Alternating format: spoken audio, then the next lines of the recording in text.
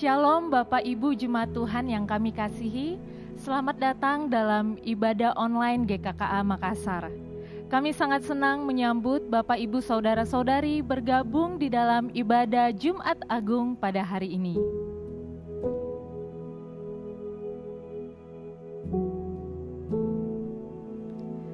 Kami juga mengundang Bapak Ibu bersama kita bersyukur dan bersukacita merayakan kebangkitan Tuhan Yesus Kristus pada hari Minggu 4 April 2021 melalui channel YouTube GKKA Makassar. Kami rindu kita bersama bertumbuh dan mengenal Allah melalui pembacaan Alkitab setiap hari. Maka dari itu kami mengundang Bapak Ibu untuk bergabung dalam gerakan membaca Alkitab setahun yang telah disediakan oleh gereja. Bagi Bapak Ibu yang rindu untuk memberikan persembahan untuk pelayanan gereja dan pembangunan gereja, Bapak Ibu dapat memberikannya melalui nomor rekening yang sudah tertera di layar kaca Anda.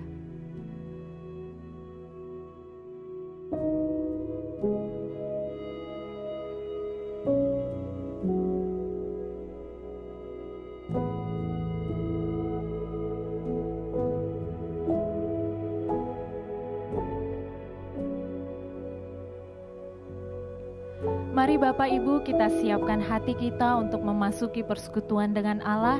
Mari kita gunakan kesempatan ini untuk sungguh merenungkan dan mengingat kasih Allah yang begitu besar bagi kita melalui pengorbanannya di kayu salib.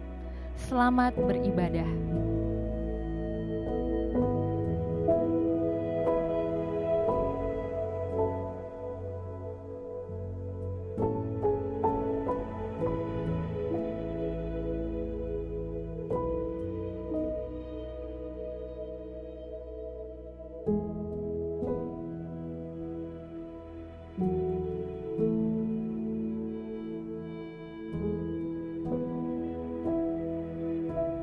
Shalom Jemaat Tuhan, selamat bergabung dalam ibadah pada Jumat ini. Saya mau mengundang kita semua untuk mengambil waktu teduh di hadapan Tuhan.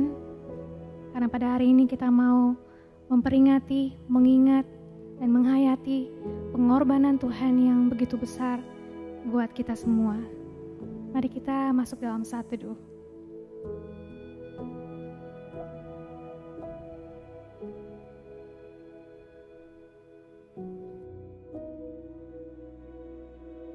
Sungguh Tuhan, sesungguhnya kami adalah manusia yang berdosa.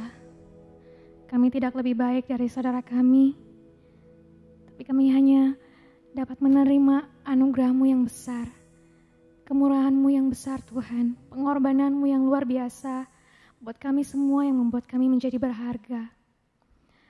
Tuhan, biar setiap Tuhan ibadah yang kami naikkan hari ini Tuhan, berkenan di hadapan-Mu. Tidak ada Tuhan pujian yang terindah.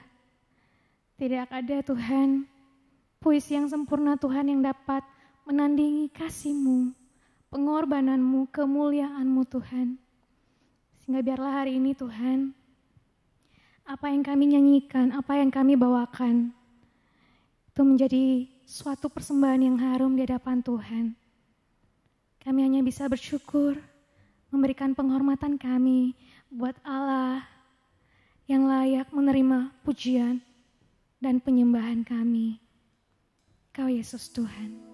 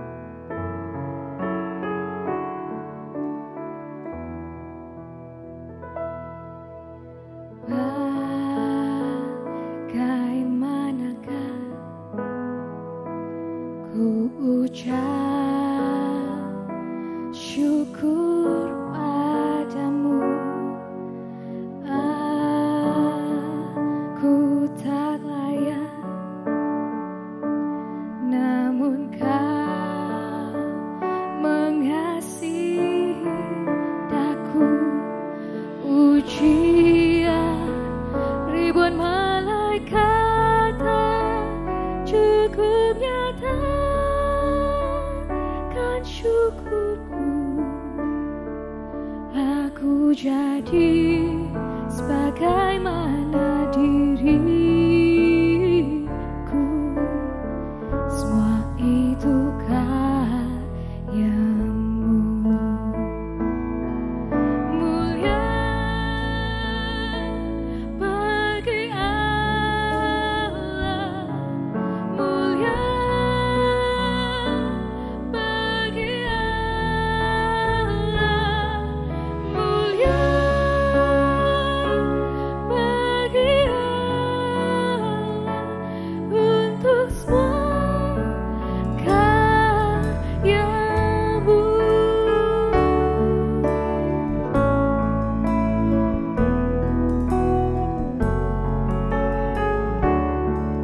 Kita naikkan penghormatan kita buat Tuhan.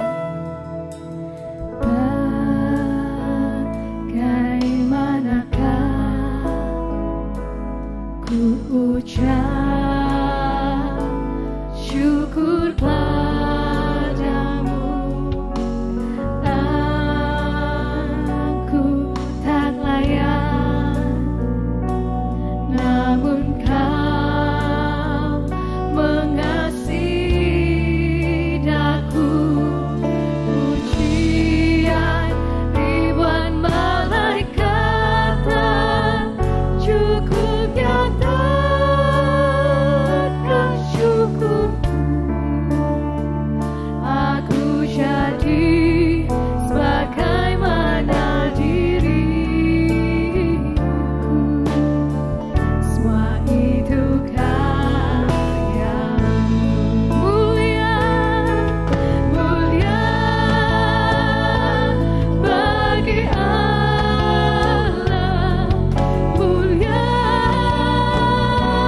bagi Allah, mulia bagi Allah untuk semua karyamu. Kamu selamatkanku, kuasa-Mu bangkitkanku. Mulia bagi Allah untuk semua karyamu.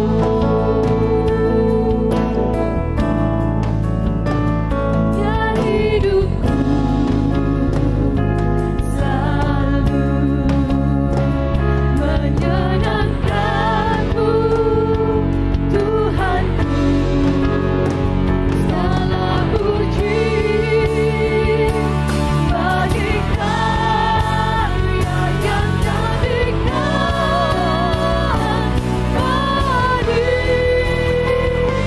padamu.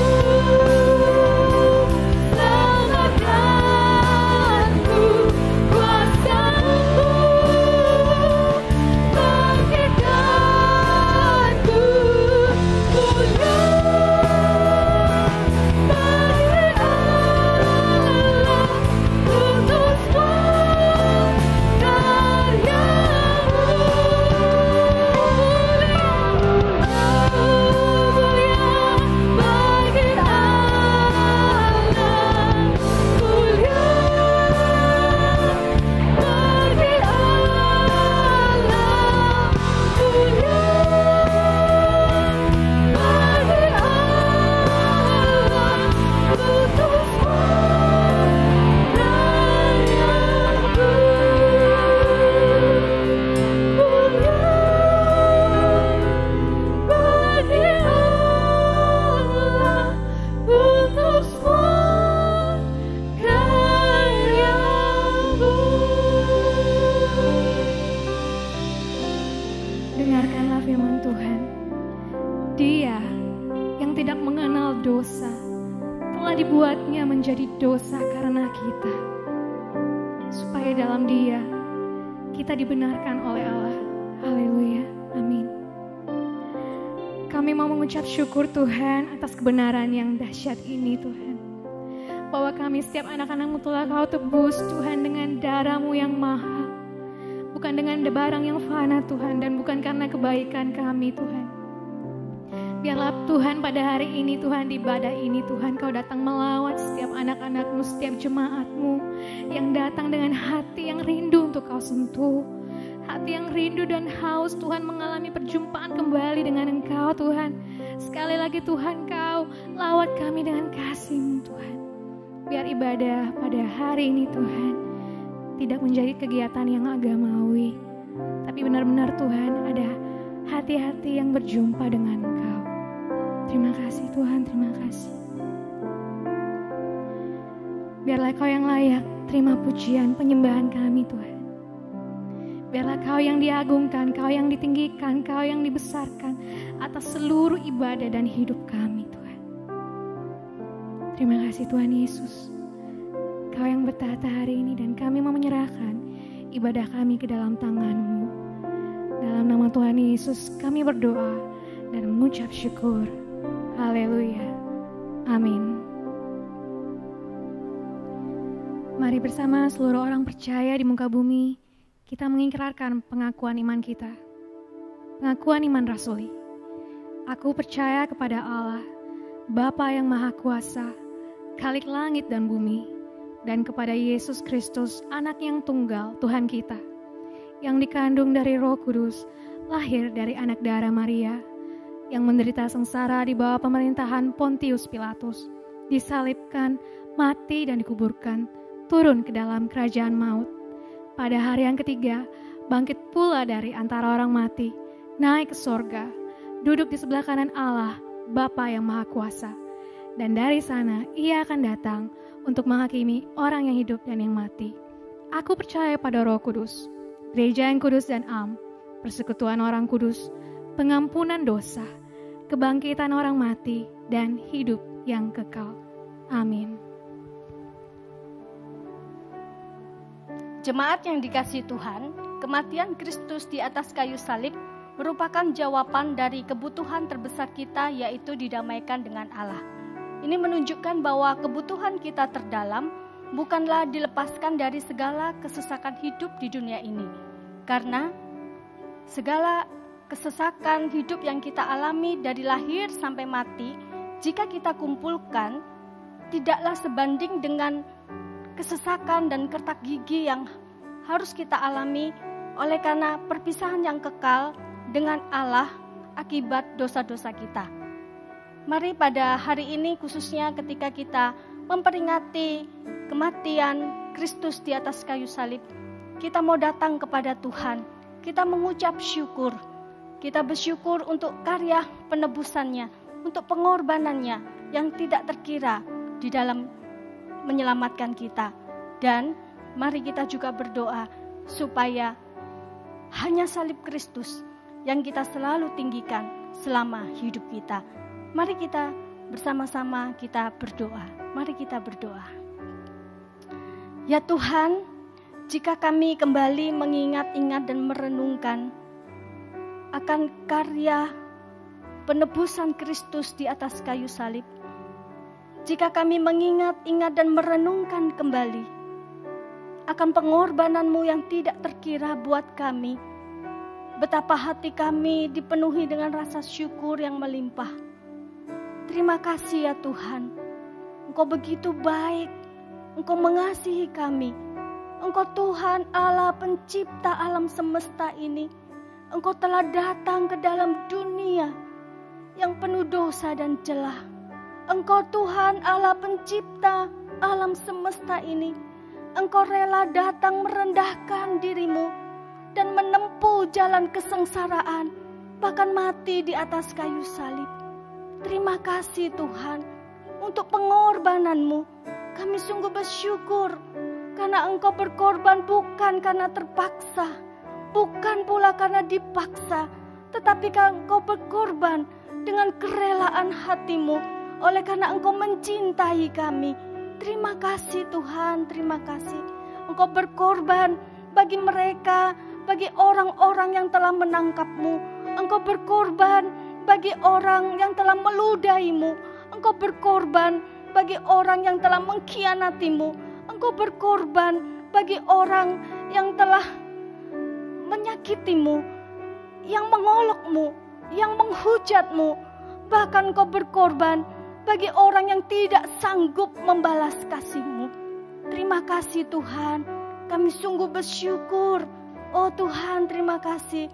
Kasih-Mu yang begitu agung dan mulia, yang telah menyelamatkan kami, yang mengubah hidup kami, dan yang memulihkan hidup kami. Kami bersyukur kami boleh menjadi anak-anak Tuhan. Kami boleh diselamatkan dari hukuman kekal. Terima kasih Tuhan, terima kasih. Dan Tuhan, apakah yang bisa kami lakukan untuk membalas kasih-Mu selain daripada kami ingin menjunjung tinggi akan salib Tuhan.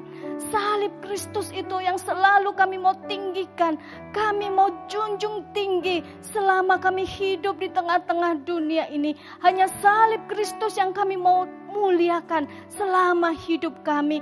Kami mau hidup berkenan kepadamu Tuhan. Kami mau hidup belajar untuk menyenangkan hati-Mu Tuhan, sehingga Engkau sungguh bisa mengerti betapa Tuhan kami tidak ingin membuat sia-sia akan pengorbanan-Mu, akan kasih-Mu yang sudah Engkau nyatakan buat kami. Terima kasih Tuhan, berikanlah kepada setiap kami kekuatan untuk kami terus setia mengiring Tuhan, kekuatan untuk kami terus setia memikul salib kami, karena kami tahu bahwa Tuhan ada bersama dengan kami. Yang berat, yang begitu berat, yang tidak mampu kami pikul, Tuhan yang sudah pikul. Sehingga Tuhan, ketika kami harus memikul salib kami pun, kami mau setia memikulnya, dan kami mau supaya sungguh Tuhan yang dipermuliakan lewat salib yang harus kami pikul. Terima kasih Tuhan, kami bersyukur Tuhan memberikan kami terus kekuatan, Tuhan menyertai kami. Kami bisa menjadi anak-anak Tuhan yang boleh menyenangkan hati Tuhan dan yang selalu berkemenangan di dalam Tuhan. Setiap apapun keadaan kami boleh dihibur, kami boleh dikuatkan oleh karena kasih Tuhan yang begitu ajaib, yang sudah Tuhan nyatakan, karya terbesar yang sudah Engkau nyatakan di atas kayu salib. Itu menjadi penghiburan dan kekuatan bahkan kemenangan kami. Terpujilah nama-Mu Tuhan, kami mengucap syukur dan kami berdoa di dalam nama Tuhan kami Yesus Kristus. Yang percaya katakan amin. Sekali lagi Tuhan, kami mau bersyukur. Berterima kasih Tuhan buat pengorbanan Tuhan yang luar biasa buat setiap kami, umat-Mu Tuhan. Biar kami terus dapat mengingat kasih-Mu yang luar biasa buat kami. Biarkan pujian ini, penyembahan ini kami angkat Tuhan. Biar kami memandang salib-Mu dan hanya Kau Tuhan yang layak menerima segala kemuliaan dan segala pujian kami. Terima kasih Yesus. Terima kasih Tuhan.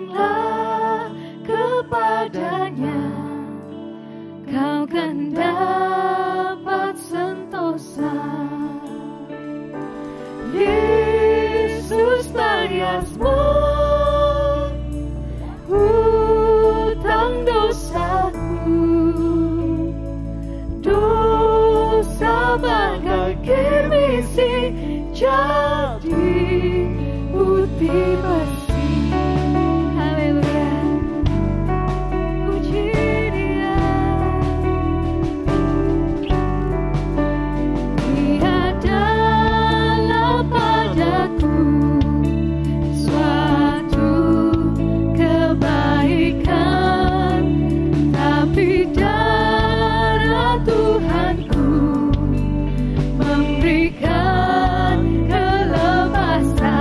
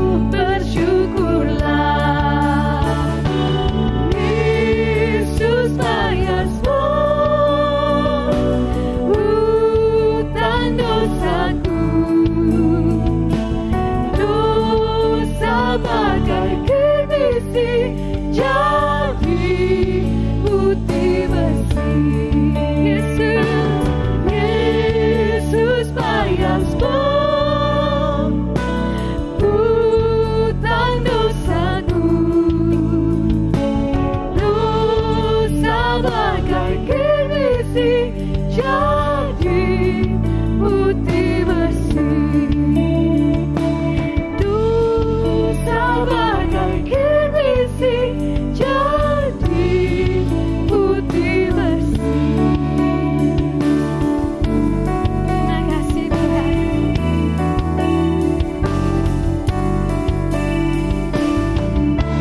Setiap umat, mari puji Dia yang telah bayar semua bagi kita.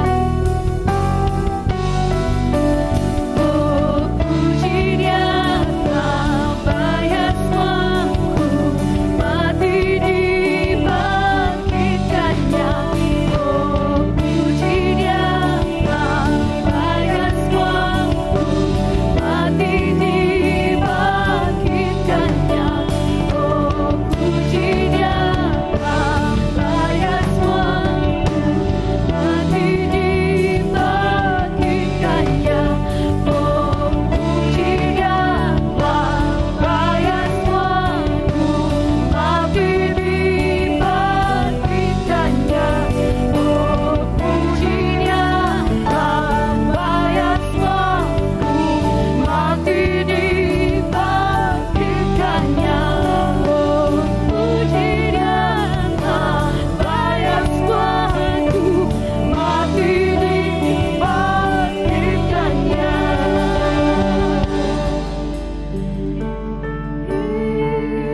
Yesus bayar semua hutang dosaku. Dosa bagai kirmisi jadi putih bersih. Dia bayar semua. Yesus bayar semua hutang dosaku. Dosa bagai kirmisi jadi putih bersih. Dosa bagai kirmisi jadi putih bersih.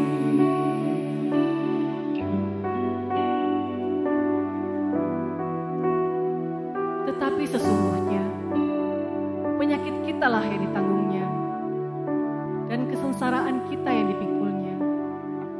Padahal kita mengira Dia kena tulah, dipukul dan ditindas Allah. Tetapi Ia ditikam oleh pemberontakan kita, diremukkan oleh karena kejahatan kita.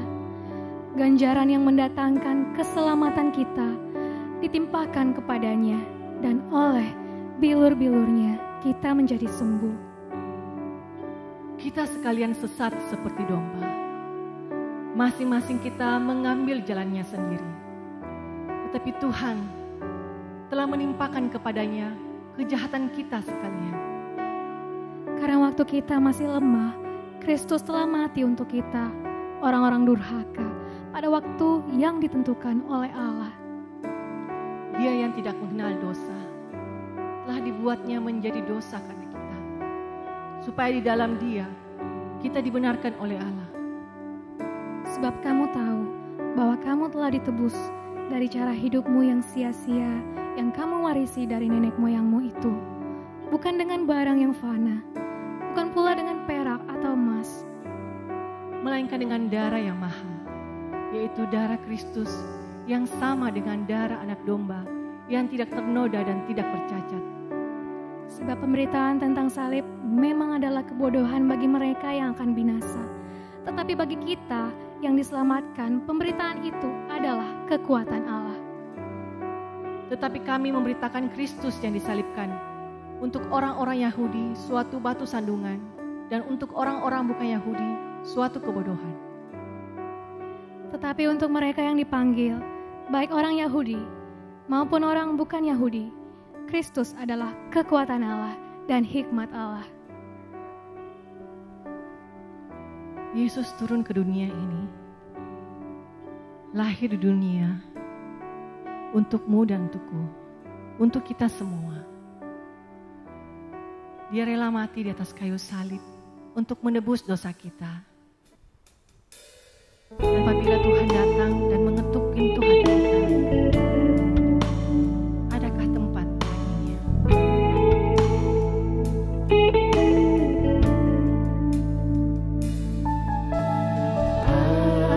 Adakah tempat baginya yang menebus dosamu, yang ketuk pintu hatimu? Maukah kau menerima Dia? Kau beri tempat bagi dunia, tiada tempat baginya. Ya korban jiwa bagimu, mengapa kau tolak Dia? Yesus Sang Raja yang mulia, masuk dalam hatimu. Buka lebar pintu hati, mengundang Tuhan masuk.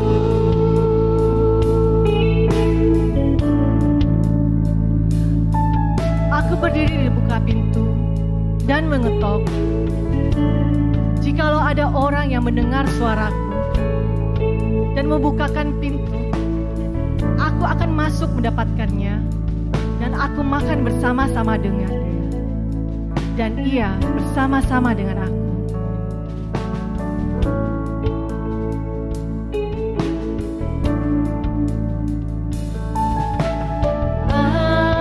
Adakah tempat baginya? Dia berseru padamu, Berseru padamu, terimalah dia sekarang. terimalah Injilnya sekarang. Esok kan terlambatlah. Yesus Sang Raja yang mulia, masuk dalam hatimu. Buka lebar pintu hati, mengundang Tuhan masuk. Yesus Sang Raja yang mulia, masuk dalam hatimu. Buka lebar pintu hati, mengundang Tuhan masuk.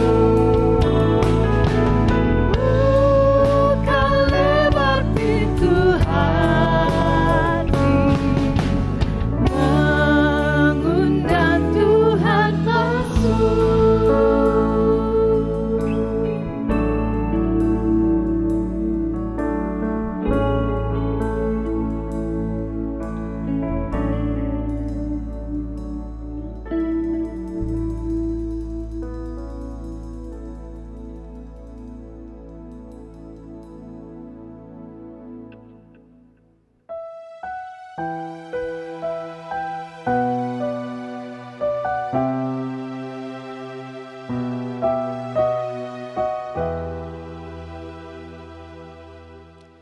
Shalom Bapak Ibu Saudara yang terkasih di dalam Tuhan.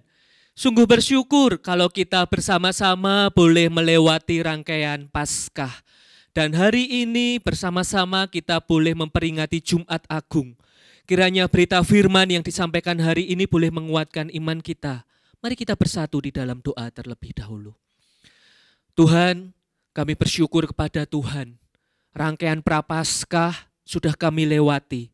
Minggu demi minggu, berita firman demi berita firman, Tuhan nyatakan kepada kami. Tuhan nyatakan isi hati Tuhan. Untuk kami boleh belajar mengenal Tuhan lebih dalam lagi, mencintai Tuhan lebih lagi. Tuhan, kami memohon, kiranya Tuhan berikan roh hikmat-Mu, sehingga di tengah keterbatasan kami boleh belajar untuk mengerti kebenaran yang sejati itu. Di dalam satu nama Tuhan Yesus Kristus, Sang Sumber Hikmat, kami berdoa. Amin. Bapak Ibu Saudara, pembacaan berita firman kita terambil dari 1 Yohanes 4 ayatnya yang ke-10. 1 Yohanes 4 ayat yang ke-10. Dan hari ini saya akan membacakannya versi terjemahan sederhana Indonesia. Jadi saya akan membacakan Alkitab versi terjemahan sederhana Indonesia, 1 Yohanes 4 ayatnya yang ke-10. Demikian firman Tuhan. Maka nyatalah kasih yang luar biasa itu. Kasih yang luar biasa bukan ketika kita mengasihi Allah, tetapi ketika Allah menunjukkan kasih-Nya kepada kita, yaitu ketika Allah mengutus anaknya untuk menjadi kurban perdamaian yang menghapus dosa kita di mata Allah, sehingga Allah tidak marah lagi kepada kita. Saya ulang kalimat terakhir, sehingga Allah tidak marah lagi kepada kita. Bapak, Ibu, Saudara, setiap manusia itu biasanya memiliki kebiasaan buruk yang sukar untuk dihilangkan. Bukan perkara yang mudah untuk menghilangkan kebiasaan buruk. Biasanya tidak cukup hanya dengan kalimat jangan begitu, atau jangan begini, lalu serta-merta kebiasaan buruk itu bisa berhenti saat itu juga. Why? Karena biasanya dia belum mengerti dampak buruk, akibatnya apa ketika dia meneruskan kebiasaan buruk itu. Dia tidak punya satu gambaran yang jelas, yang real, apa akibat nyatanya kalau saya terus melanjutkan kebiasaan buruk ini. Jadi dia hanya merasa peringatan yang ada itu hanya omong kosong, itu hanya bualan-bualan belaka, sekedar wacana. Let's say kita ambil salah satu contohnya kebiasaan merokok. Bapak Ibu, atau mungkin biasanya lebih banyak bapak-bapak, orang yang kecanduan merokok biasanya sukar untuk diminta berhenti merokok hanya dengan kalimat, Pak jangan merokok ya. Itu berbahaya loh. Biasanya kalau hanya dengan kalimat seperti itu yang diucapkan, sukar untuk saat itu juga orang berhenti merokok. Kenapa? Karena dia tidak punya gambaran. Apa yang terjadi kalau dia teruskan kebiasaan merokok itu? Maka biasanya kita temukan di bungkus rokok dulu kita temukan itu ada tulisan, merokok dapat menyebabkan kanker, serangan jantung, impotensi, dan gangguan kehamilan dan janin. Itu zaman dulu. Tetapi mungkin karena dirasa peringatan-peringatan seperti itu kurang efektif berbicara, maka sekarang kita bisa temukan di bungkus-bungkus rokok, itu tidak hanya tulisan ada di sana, tetapi juga disertakan gambar. Ada gambar. Gambar apa? Gambar-gambar yang serem di sana, atau lebih tepatnya kita sebut gambar-gambar yang menjijikkan. Gambar organ tubuh, anggota tubuh yang rusak, yang membusuk akibat kebiasaan merokok. Seolah-olah orang yang punya kebiasaan merokok ini diajak untuk boleh punya penglihatan jauh ke depan apa yang terjadi pada dirinya kalau dia tidak segera berhenti merokok. Seolah-olah dirinya dibawa untuk melihat jauh ke depan, dia melihat dirinya yang terbaring di kasur, terbaring sakit, dengan anggota tubuh yang membusuk, atau lebih parahnya lagi, lebih fatalnya lagi kematian. Dia melihat kematiannya. Bapak Ibu Saudara, demikian pula dengan yang namanya dosa. Kenapa orang sukar sekali untuk berhenti berbuat dosa? Berhenti dari kebiasaan buruk berdosa ini. Karena dia mungkin gak punya gambaran yang jelas apa akibatnya kalau dia terus berdosa, dan terus berdosa. Sehingga dia merasa hidup saya ini baik-baik aja kok. Everything is okay. Dan hari-hari ke depan, bulan-bulan, tahun-tahun seterusnya, hidup saya juga akan seperti ini. Oke, baik-baik aja. Bapak Ibu Saudara, panitia memberikan tema untuk Jumat Agung tahun ini adalah aftermath. Apa itu aftermath? Definisinya adalah akibat dari sesuatu. Dan umumnya kata aftermath ini berarti akibat yang itu buruk. Dalam konteks perenungan kita akan Jumat Agung, akibat dari apakah? Tentu yang dimaksud adalah akibat dari dosa. Sebelum berbicara apa akibat dosa, kita akan lebih dahulu melihat bagaimana kehidupan sebelum dosa itu menyerang. Bapak Ibu Saudara, Alkitab mencatat bahwa Allah menciptakan segala sesuatu di alam semesta ini, termasuk manusia di dalamnya. Allah menciptakan pada mulanya dengan sempurna.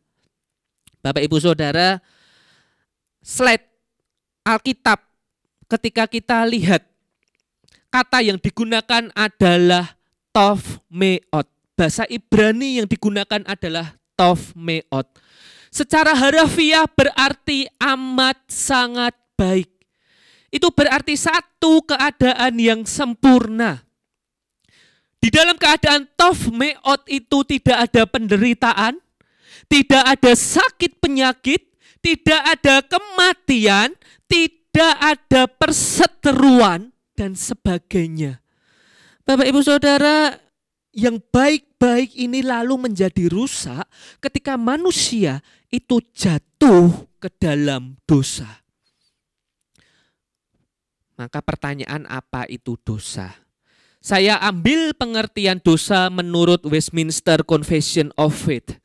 Di sana dijelaskan setiap dosa, baik dosa asali dan dosa perbuatan, melanggar hukum yang adil dari Allah dan mendatangkan kondisi bersalah pada pendosa. Yang pertama melanggar hukum, yang kedua mendatangkan kondisi bersalah. Inilah the aftermath, dampak buruk yang terjadi. Dosa merusak kita dalam dua hal. Apa saja? Yang pertama, dosa menjadikan status kita bersalah di hadapan Allah, sehingga kita berada di bawah murkanya yang adil. Yang kedua, dosa itu menyebabkan kita berperilaku buruk, sehingga kita merusak gambar dan rupa Allah yang seharusnya itu ada pada kita, ada pada engkau dan ada padaku. Bapak Ibu Saudara, lihatlah dampak buruk dosa. Roma 6 ayat 23 menjelaskan atau memberikan satu statement yang singkat dan tegas soal dampak dosa. Apa itu? Upah dosa ialah maut.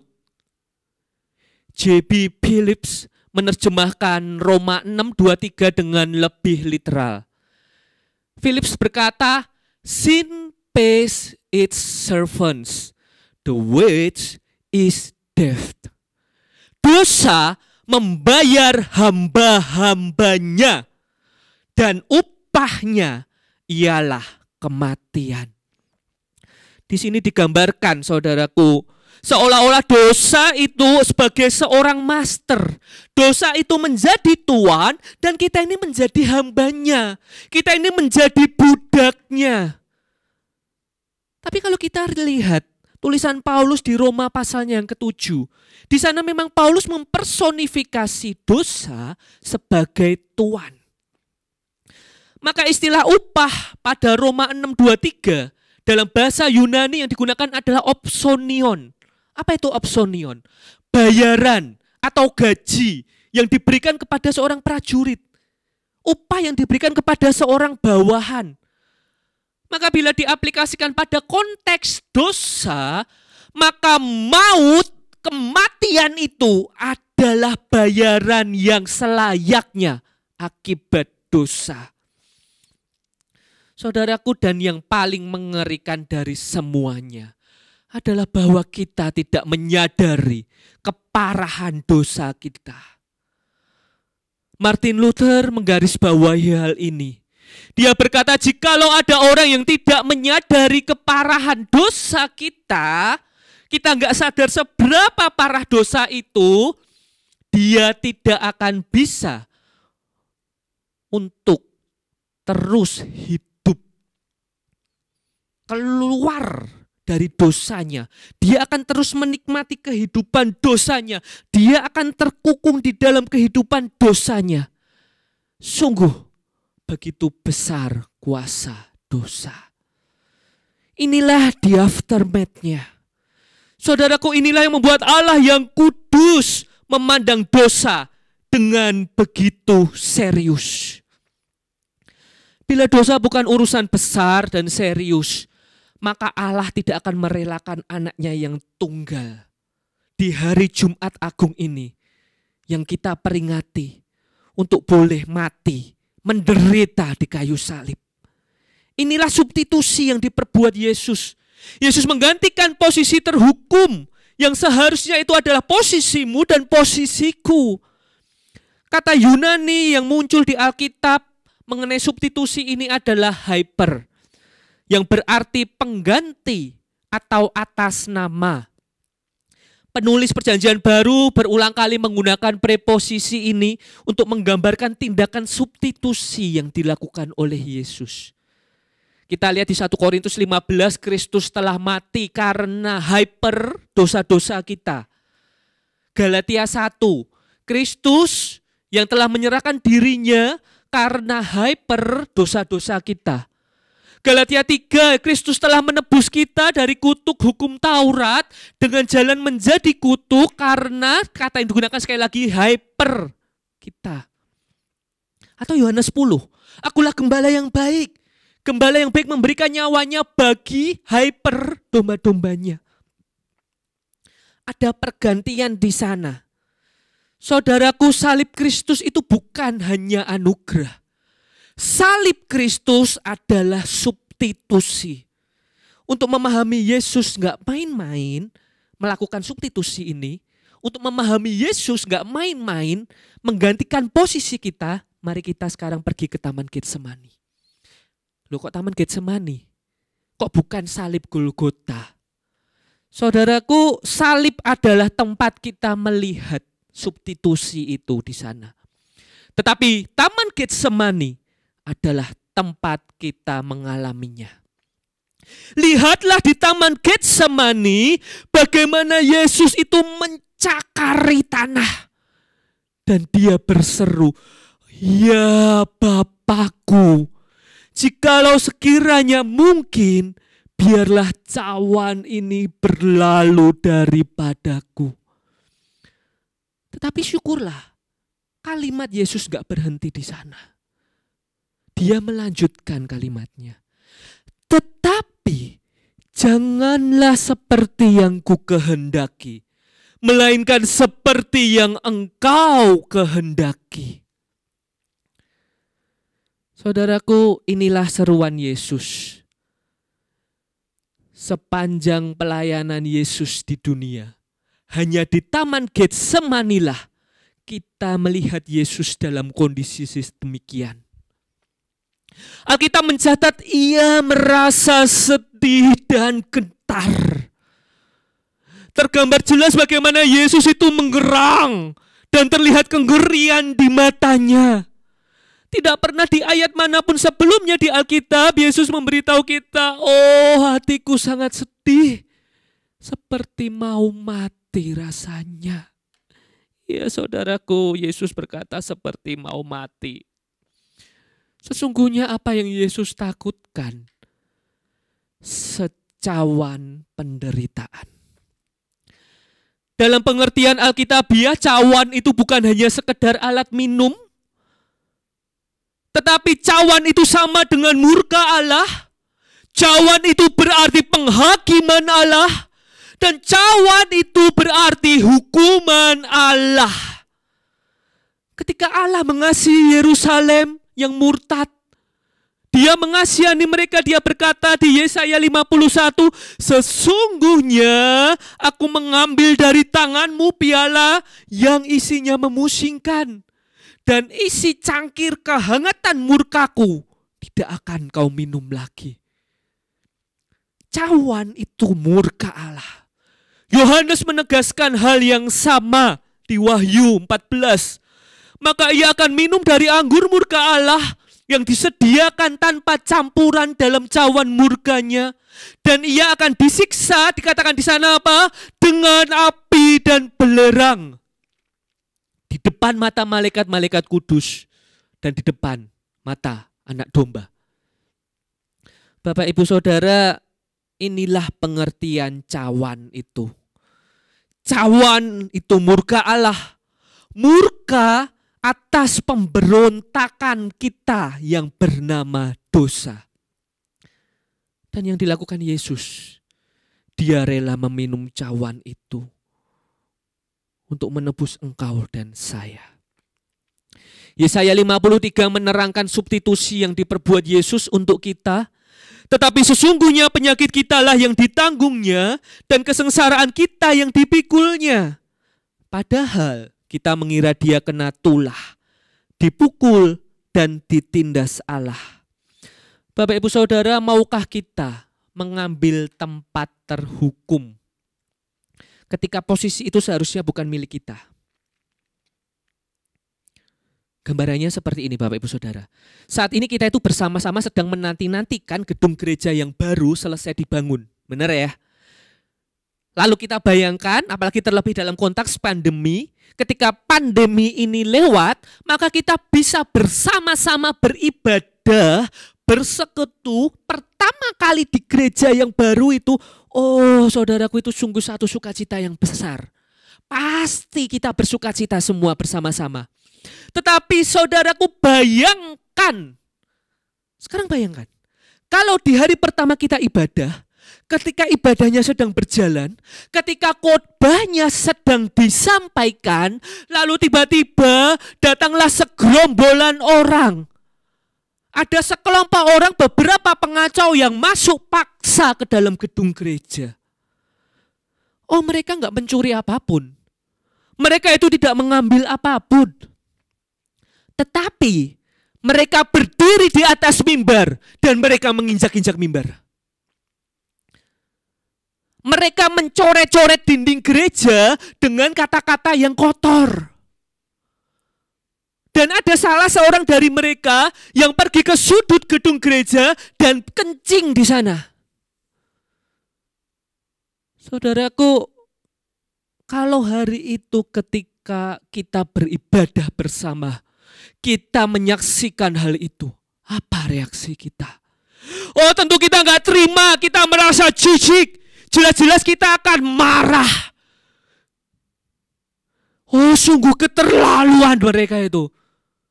Gak punya aturan, gak punya rasa hormat sama sekali.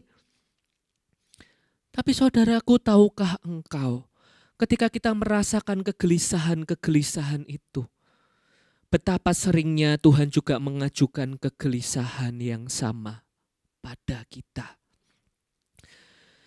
Tubuh kita itu kudus, bahkan lebih kudus daripada gedung gereja kita yang baru nanti saya katakan. Karena di 1 Korintus 6 digambarkan tubuh kita itu bait suci buatan Allah. Jadi lidah kita, tangan kita, otak kita itu adalah rumah Allah. Perkakas-perkakasnya Allah. Jadi ketika lidah ini menyakiti orang, ketika tangan ini berbuat hal yang jahat, ketika pikiran ini memikirkan hal-hal yang buruk, maka kita sedang menista Allah. Saudaraku, apa yang kita rasakan pada para pengacau tadi adalah apa yang Allah rasakan pada kita manusia berdosa. Dan kalau kita mungkin waktu itu berseru dengan lantang, masukkan saja mereka ke penjara, biar mereka rasakan hukumannya. Biar mereka itu bayar harganya. Maka seharusnya itulah juga yang kita peroleh, hukuman. Atau gak akan juga terlintas di benak kita untuk menyamar menjadi salah satu dari mereka. Lalu kita berdiri tegak di depan pintu gereja, pintu masuk. Lalu kita berkata kepada segenap jemaat, "Oi, saya pelakunya." Saya pelakunya. Hukumlah saya dan jangan hukum mereka. Pikiran itu tidak akan terlintas di benak kita. Tetapi saudaraku, pikiran ini terlintas di benak Allah. Sebab Allah tidak hanya adil, Allah juga adalah kasih. Dan kasih yang adil itu menemukan cara untuk menghukum dosa sekaligus mengasihi yang jahat. John Piper menuliskan dalam bukunya yang berjudul Passion of Jesus Christ. John Piper menulis di sana, andai kata Allah tidak adil, tidak akan ada tuntutan terhadap anaknya untuk menderita dan mati. Andai kata Allah tidak kasih, tidak akan ada kerelaan untuk mengaruniakan anaknya untuk menderita dan mati. Saudaraku, Allah tidak puas hanya dengan menyatakan murkanya. Tidak peduli betapa kudusnya murka itu. Inilah kabar baiknya. Hari ini kita memperingati momen Jumat Agung. Momen di mana Allah itu merelakan anaknya di kayu salib untuk menebus kita. Momen di mana kasih Allah itu rela memenuhi tuntutan keadilannya. Darah Yesus tercurah di kayu salib demi menebus dosamu dan dosaku. Saudaraku, Galatia 3:13 menuliskan, Kristus telah menebus kita dari kutuk hukum Taurat. Dengan jalan menjadi kutuk karena kita. Sebab ada tertulis, terkutuklah orang yang digantung pada kayu salib. Saudaraku, dia tergantung di sana. Yesus tergantung di salib itu. Di salib itu, Yesus menggantikan posisi kita para pendosa. Lihat Yesus di kayu salib itu. Di sana si penipu itu ada di sana. Di kayu salib itu ada seorang pria yang suka mabuk-mabukan. Seorang pria yang suka berkata kotor. Di salib itu ada seorang suami yang gampang untuk main tangan sama istrinya. Di salib itu ada seorang istri yang gampang mengeluh, gampang marah. Kita mungkin segera berseru, tunggu. Jangan samakan diri Kristus dengan para penjahat itu. Jangan samakan Kristus dengan para pendosa itu. Jangan taruh namanya di kalimat yang sama dengan orang-orang itu. Saudaraku, saya tidak lakukan itu. Yesus yang lakukan itu. Bahkan dia bukan hanya menaruh namanya di kalimat yang sama. Yesus menggantikan tempat para pendosa itu. Tempat yang seharusnya adalah untuk kita. Di salib itu ada namaku, Roni Budiman di sana. Siapa namamu? Lihatlah salib itu. Lihatlah di sana. Namamu juga ada di sana. Dia tidak bersalah. Dia tidak berdosa. Tetapi dia merasakan aib seorang pendosa. Saudaraku, di kayu salib Allah mendemonstrasikan kasih-Nya yang besar atas manusia berdosa. Dia demonstrasikan kasih-Nya yang tulus dan agung itu. Seharusnya hukuman itu milikmu dan milikku, tetapi dia lakukan itu untuk menyelamatkan engkau dan saya. Dia rela mengenakan dosa kita agar kita manusia berdosa bisa mengenakan kebenarannya. Saudaraku, jangan sia-siakan darah Yesus yang tercurah itu. Terlalu mahal harganya. Sungguh terlalu besar kasih-Nya. Pertanyaannya sekarang, siapakah Yesus bagimu? Adakah engkau percaya Yesus melakukan semuanya itu di kayu salib? Karena dia sungguh mengasihimu. Dia ingin menebus engkau dan saya untuk kita boleh kembali kepada pelukan kasih Bapa. Maka pertanyaan di Jumat Agung ini, apa responmu? Adakah kita mau membalas kasih yang tulus itu? Untuk kita datang di kayu salib itu, kita tertunduk di sana, menyerahkan diri kita, menyerahkan segala kejahatan kita, berbalik untuk merangkul kasih Yesus itu, merangkul pribadi Yesus, untuk kita berhenti dari kebiasaan dosa. Sehingga dampak dosa itu, maut yang telah dikalahkannya itu, tidak lagi melekat pada kita. Tetapi kebenaran yang sejati itu, kebenaran yang sejati itu akan melingkupi kita. Dan memberikan kita kekuatan untuk kita menjalani hari-hari ke depan. Sehingga apapun yang kita pikirkan, kita lakukan, kerjakan, katakan, semuanya itu tidak lagi menyakiti hatinya, tetapi sungguh berkenan di hatinya. Mari kita tunduk kepada salib Kristus itu di dalam doa. Tuhan, kami sungguh bersyukur kalau di momen Jumat Agung ini kami boleh kembali diteguhkan, kembali diingatkan. Pengorbananmu itu sungguh mulia. Karena seharusnya kami yang ada di salib, kami yang menanggung hukuman dosa kami yang berbuat, kami yang bertanggung jawab. Tetapi karena kasih-Mu yang begitu besar, Engkau rela menanggung itu semua. Engkau menyerahkan nyawa-Mu di kayu salib, supaya kami kembali kepada pelukan Bapa.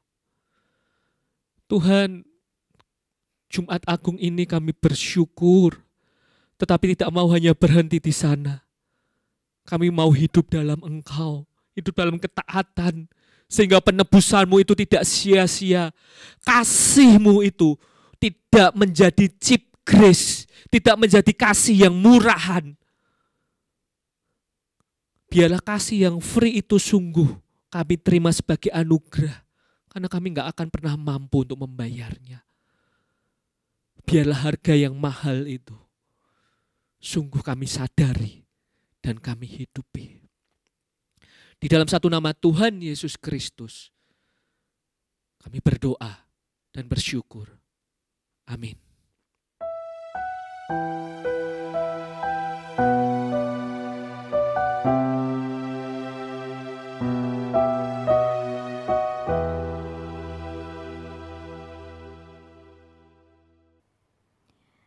Saya mengajak kita semua mempersiapkan hati kita untuk mengikuti perjamuan kudus Tuhan. Kita minta Tuhan membawa setiap kita semakin dekat ke salib-Nya.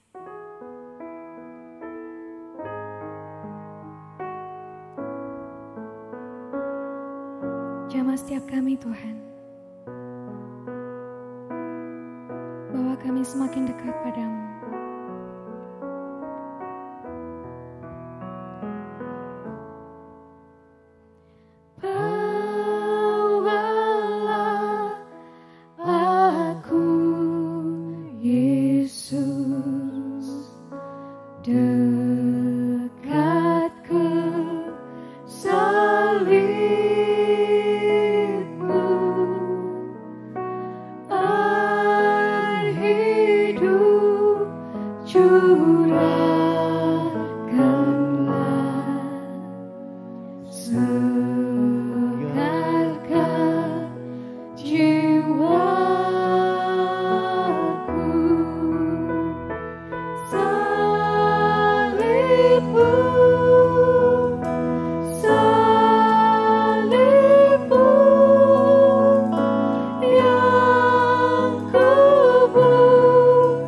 Lihat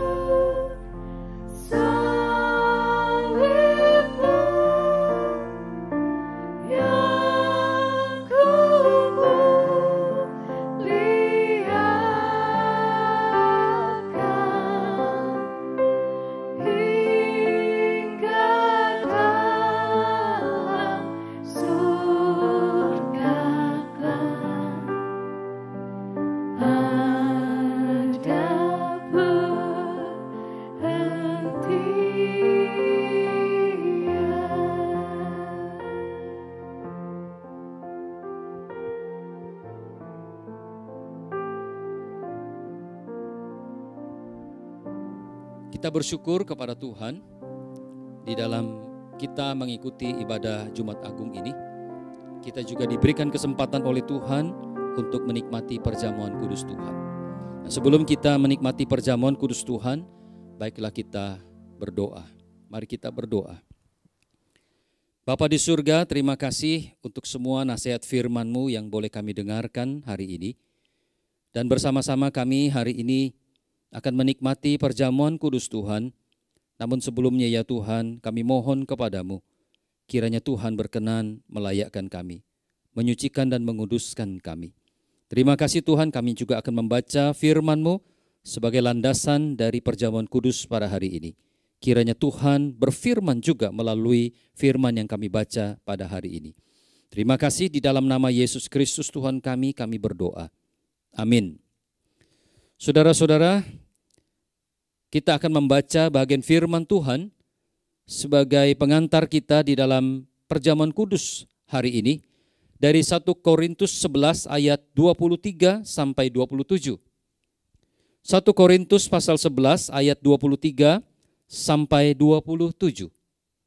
Kalau saudara punya Alkitab, saudara boleh membuka. Saya ingin mengajak saudara untuk kita baca bersama bagian firman Tuhan ini. 1 Korintus 11 ayat 23 sampai 27 berkata demikian.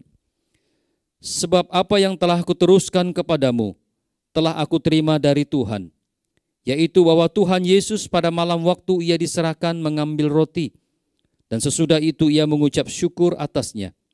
Ia memecah-mecahkannya dan berkata, inilah tubuhku yang diserahkan bagi kamu. Perbuatlah ini menjadi peringatan akan aku. Demikian juga ia mengambil cawan sesudah makan lalu berkata, cawan ini adalah perjanjian baru yang dimeteraikan oleh darahku. Perbuatlah ini setiap kali kamu meminumnya menjadi peringatan akan aku. Sebab setiap kali kamu makan roti ini dan minum cawan ini, kamu memberitakan kematian Tuhan sampai ia datang. Jadi barang siapa dengan cara yang tidak layak makan roti atau minum cawan Tuhan, ia berdosa terhadap tubuh dan darah Tuhan. Saudara-saudara, inilah nasihat firman Tuhan buat kita. Kita bersyukur bahwa perjamuan kudus adalah perintah dari Tuhan Yesus sendiri. Melalui perjamuan kudus kita diingatkan akan pengorbanan Kristus yang tidak terkira untuk penebusan dosa-dosa kita. Roti dan anggur mengingatkan kepada tubuh dan darah Kristus yang sudah terpecah-pecah dan darah yang tercurah buat pengampunan dosa. Saudara, ketika kita menikmati perjamuan kudus Tuhan, marilah kita ingat bahwa Tuhan mengasihi kita. Dan kita dipanggil untuk hidup di dalam kekudusan, hidup memuliakan nama Tuhan, dan kita dipanggil untuk menjadi saksi-saksi Tuhan. Kiranya Tuhan menolong kita dan memberkati kita. Amin. Mari kita masuk di dalam doa sebelum kita menikmati perjamuan kudus Tuhan. Bapa yang ada di dalam surga, saatnya kami akan menikmati perjamuan kudus Tuhan. Kami bermohon kepadamu ya Tuhan, kiranya Engkau berkenan mengampuni dosa dan kesalahan kami, supaya kami layak menikmati perjamuan kudus pada hari ini, yang mengingatkan kami betapa besar kasih Tuhan atas kehidupan kami. Tanpa pengorbanan Kristus di atas kayu salib, kami pasti akan binasa. Tetapi kasih karunia Tuhan di atas kayu salib itu membuat kami menjadi orang-orang yang diselamatkan. Terima kasih Tuhan, dan kami mohon kiranya Tuhan menolong kami dapat menjalani hidup kami dengan baik dan benar. Sekali lagi ya Tuhan, kudus sucikan kami. Di dalam nama Tuhan Yesus Kristus kami berdoa. Amin. Saudara-saudara, perjamuan kudus hanya diperuntukkan kepada mereka yang sudah dibaptis. Jadi saudara-saudara yang sudah dibaptis dan sudah mempersiapkan diri, saudara diperkenankan untuk mengikuti perjamuan kudus. Saudara-saudara yang belum dibaptis, saudara bersabar menanti sampai saudara dibaptis, menyatakan iman melalui baptisan. Saudara-saudara yang sudah mempersiapkan diri, baiklah kita bersama-sama mempersiapkan diri kita untuk menikmati roti dan anggur. Kami persilahkan kepada keluarga yang ada di rumah bisa membagikan roti dan anggur untuk anggota keluarganya.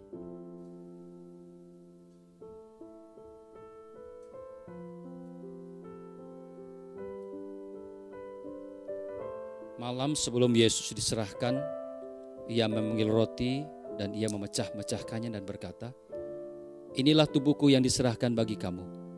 Perbuatlah setiap kali kamu memakannya menjadi peringatan akan aku." Demikian juga setelah makan Yesus mengambil cawan, lalu berkata, "Cawan ini adalah materai perjanjian baru yang ditumpahkan bagi kamu. Perbuatlah setiap kali kamu meminumnya menjadi peringatan akan aku." Mari kita berdoa sebelum kita menikmati roti dan anggur. Bapa yang ada di dalam surga, sekali lagi kami bermohon kepadamu ya Tuhan, kiranya Engkau berkenan menyucikan, menguduskan kami, supaya hari ini ketika kami menghampiri meja perjamuan kudus Tuhan, menikmati roti dan anggur, kami sungguh-sungguh sudah diperkenankan oleh Tuhan. Kami dengan damai dan penuh keberanian menghampiri Engkau mengikuti perjamuan kudus ini ya Tuhan. Terima kasih ya Tuhan, Engkau memberkati perjamuan kudus ini ya Tuhan, sehingga roti dan anggur yang akan kami nikmati sungguh akan menjadi berkat buat kehidupan kami. Demikianlah kami berdoa kepadamu di dalam nama Tuhan kami Yesus Kristus. Amin. Saudara yang sudah mendapatkan roti, angkatlah rotimu. Yesus berkata, "Inilah tubuhku yang diserahkan bagi kamu. Perbuatlah setiap kali kamu memakannya menjadi peringatan akan aku." Mari kita menikmati bersama-sama.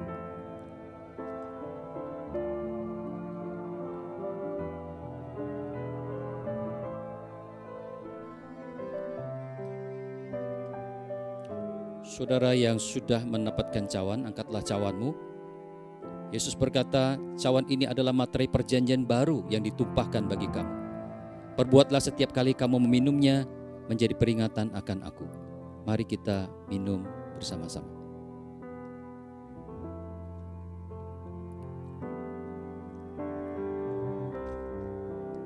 Dengarkanlah berita anugerah buat saudara. Tuhan adalah penyayang dan pengasih, panjang sabar dan berlimpah kasih setia. Tidak selalu ia menuntut dan tidak untuk selama-lamanya ia mendendam. Tidak dilakukannya kepada kita setimpal dengan dosa kita, dan tidak dibalasnya kepada kita setimpal dengan kesalahan kita. Tetapi setinggi langit di atas bumi, demikian besarnya kasih setianya atas orang-orang yang takut akan Dia. Sejauh timur dari barat, demikian dijauhkannya daripada kita pelanggaran kita. Seperti Bapa sayang kepada anak-anaknya, demikian Tuhan sayang kepada orang-orang yang takut akan Dia. Mari kita berdoa. Bapa yang ada di dalam surga, sekali lagi kami menaikkan pujian dan syukur kepadamu ya Tuhan. Buat kasih karunia, buat anugerah keselamatan yang sudah Engkau kerjakan dengan susah payah di atas kayu salib. Supaya setiap kami yang menerima, percaya kepadamu memperoleh hidup yang kekal. Terima kasih Tuhan melalui perjamuan kudus yang boleh kami nikmati di hari Jumat Agung ini. Kami kembali diingatkan betapa besar Tuhan mengasihi kami. Dan sekarang Engkau memanggil kami untuk hidup bagi Tuhan, hidup memuliakan nama Tuhan, bahkan dipanggil untuk menjadi saksi-saksi Tuhan, membawa lebih banyak orang datang kepada Tuhan. Kami mohon kepadamu Tuhan, mampukan kami menjalani hidup Kristiani kami dengan baik, sehingga tidak menjadi batu sandungan, tetapi memuliakan nama Tuhan. Melalui kehidupan kami bisa membawa orang datang kepada Tuhan. Berkati kehidupan kami sepanjang hari-hari ke depan. Mampukan kami bertahan dengan iman kami, apapun tantangan, pergumulan, permasalahan yang sedang kami hadapi. Ajari kami Tuhan, ingat bahwa Tuhan sudah menderita buat kami. Terima kasih Tuhan, terima kasih, berkati jemaat-Mu. Di dalam nama Tuhan kami Yesus Kristus kami berdoa. Amin. Tuhan memberkati saudara. Tuhan, terima kasih. Terima kasih untuk kasih-Mu yang begitu besar buat kami. Engkau telah menebus kami, menjadi suatu jaminan buat kami. Terima kasih Tuhan. Terima kasih.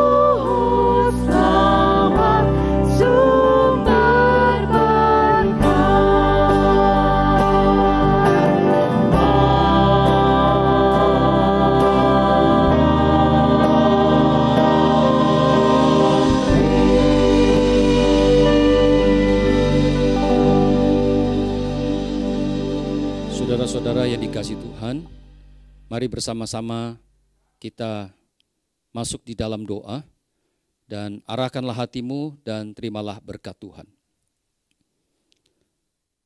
Kiranya kasih karunia dan damai sejahtera dari Allah Bapa, anugerah dan cinta kasih sayang Tuhan Yesus Kristus, pertolongan, penghiburan dan kekuatan dari Allah Roh Kudus akan menyertai saudara-saudara sekalian, mulai hari ini sampai Maranatha, Tuhan Yesus datang yang kedua kalinya. Amin. Sampai di sini ibadah kita, Tuhan memberkati.